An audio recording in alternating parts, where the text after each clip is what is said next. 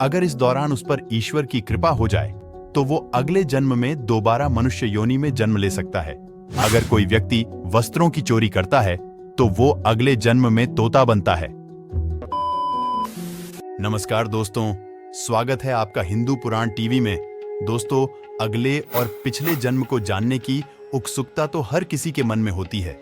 दुनिया में जन्मा हर मनुष्य ये जरूर जानना चाहता है कि पिछले जन्म में वो क्या था और अब उसकी मृत्यु के बाद उसका अगला जन्म किस योनि में होगा। गरुड़ पुराण की मदद से हम ये जानने की कोशिश करेंगे कि वो कौन से कर्म हैं जिन्हें करने के बाद हमें मनुष्य योनि में दोबारा जन्म मिलता है। साथ ही हम यह भी जानेंगे कि वो कौन से पाप हैं जिन्हें अगर कोई व्यक्ति कर देता है तो उसका जन्म गधे और भेड़िए जैसी योनि में होता है। ये सब जानने के लिए वीडियो को अंत तक जरूर देखिएगा।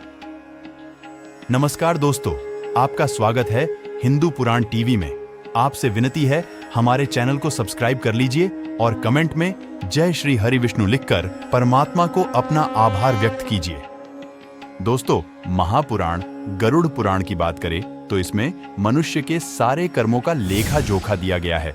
गरुड़ पुराण में लिखा है कि कर्म अच्छे हो या फिर बुरे, सभी का फल संसार में जन्म लेने वाले हर जीव को मिलना तय है। मनुष्य का अधिकार केवल कर्म करना है, फल देना केवल परमात्मा का अधिकार है। तो चलिए सबसे पहले ये जान लेते हैं कि किन कर्मों को करने पर कौन सी योनि में जन्म मिलता है।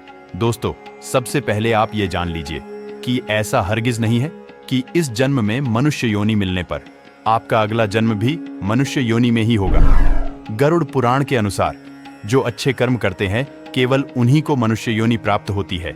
यही नहीं, कुछ ऐसे जीव भी होते हैं जो अपने कर्मों के कारण 84 लाख योनियों में भटकने के बाद अंत में उनका जन्म मानव शरीर में होता है। तो आइए जानते हैं पहले कर्म से जुड़े जन्मों के बारे में। गरुड़ पुराण के अनुसार जो पुरुष पराई स्त्री के साथ संबंध बनाता है और हमेशा ही स्त्रियों का अपमान करता है, उसे भयानक नर्क को भोगना पड़ता है। इसके बाद ऐसा करने वाले मनुष्य को एक एक कर कई अलग अलग योनियों में भटकना पड़ता है।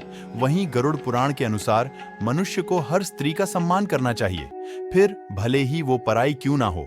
अन्यथा ऐसा करने वाले सबसे पहले भेड़िए के रूप में जन्म लेते हैं, इसके बाद वो कुत्ता बनते हैं, फिर सियार, गिद्ध, सांप, कौवा और बगुला बनते हैं। इन सब योनियों में जन्म लेने के बाद उसे मनुष्य योनि में जन्म मिलता है।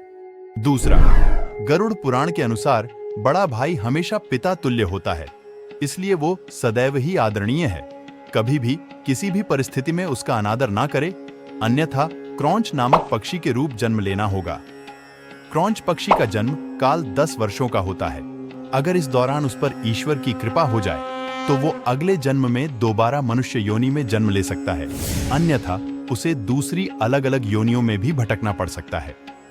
तीसरा, गरुड़ पुराण में वर्णित एक कथा के अनुसार वेद व्यास जी अपने ऋषियों को बताते हैं कि चोरी करना हमेशा ही गलत है, फिर चाहे वो स्वर्ण की हो या फिर वस्त्र की। चोरी हमेशा ही पाप होती है। अगर कोई व्यक्ति वस्त्रों की चोरी करता है तो वो अगले जन्म में तोता बनता है, और अगर व्यक्ति ने सुगंधित पदार्थ की चोरी की होगी तो वो अगले जन्म में छूचुंदर के रूप में जन्म लेता है। चौथा, गरुड़ पुराण के अनुसार अगर कोई व्यक्ति किसी की हत्या कर देता है या फिर कोई दूसरा जघन्य अपराध करता है तो ऐसा करने पर उसका अगला जन्म गधे की योनि में होता है। आइए दोस्तों, अब जानते हैं कि गरुड़ पुराण के अनुसार मनुष्य योनि में जन्म लेने के लिए हमें कौन से कर्म करने होंगे। गरुड़ पुराण में लिखा गया है कि वैसे तो 84 लाख योनियों में जन्म लेने के बाद ही किसी को मनुष्य योनि में जन्म मिलता है, लेकिन अगर कोई मनुष्य अपने वर्तमान जीवन में अच्छे कर्म करे तो अगला जन्म भी उसे मनुष्य योनि में मिल सकता है। जो व्यक्ति सदैव ही दूसरों की मदद करता है, पशु पक्षी और अन्य जीवों पर दया करता है, जरूरतमंदों की मदद करता है और बिना किसी स्वार्थ के संचित धन का उपयोग धार्मिक कार्यों के लिए करता है, तो ऐसे व्यक्ति का अगला जन्म भी मनुष्य योनि में होना तय है। दोस्तों, इसके अलावा गरुड़ पुराण में यह भी बताया गया है कि जब मनुष्य की मृत्यु हो रही होती है या वो अपनी आखिरी सांसें ले रहा होता है तो उस वक्त मनुष्य अपने मन में जैसे विचार लाता है उसका अगला जन्म भी वैसा ही होता है। जैसे यदि कोई व्यक्ति मृत्यु के अंतिम क्षण में किसी स्त्री को याद करते हुए अपने प्राण त्याग देता है तो उसके अगले जन्म में उसका स्त्री बनना निश्चित है। और वहीं अगर अंतिम क्षण में वो व्यक्ति ईश्वर का नाम लेता है तो वह मुक्ति के मार्ग में अग्रसर हो जाता है, यानी मृत्यु के अंतिम क्षण का विचार उसके अगले जन्म का आधार बनता है। इसलिए ही शास्त्रों में कहा गया है कि मरते समय हमेशा राम नाम का ही जाप करना चाहिए। तो दोस्तों, अब आपको यह समझ आ ही गया होगा कि मनुष्य योनि कितनी अनमोल है। इस जन्म में बुरे कर्म करके इसे व्यर्थ ना करें। अगर ये जानकारी आपको अच्छी लगी तो आप वीडियो को लाइक और चैनल को सब्सक्राइब कर सकते हैं। जय श्री हरि विष्णु।